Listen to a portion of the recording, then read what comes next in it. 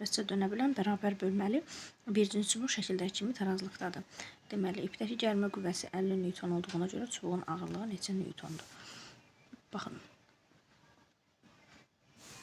Gəlmə qüvvəsini yəni proyeksiya ayıraq. Bax, bura 37-dirsə, burada 37-dir. Onda bura olacaq TX, digəri olacaq TY. Deməli, TX toplananı o dayağımız da o nöqtəsindədir də. O dayaqdan keçdiyinə görə moment vermir. Ona görə onu nəzərə almırıq. Biz ancaq TY ilə işləyəcəyik. Gəl baxaq.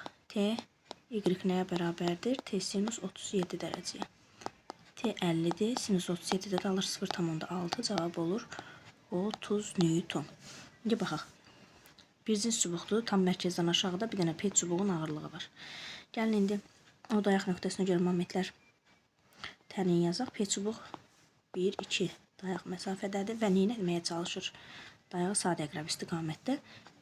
T isə sadəqrəbin əks istiqaməti fırlatmağa çalışır. TY vurulsun 4-ə. Deməli, 2P çubuq bərabərdir. 30 vurulsun 4. Onda P çubuğu buradan tapırıq ki, 120 bölünsün 2-dən olur 60 Newton. Cavab olur B.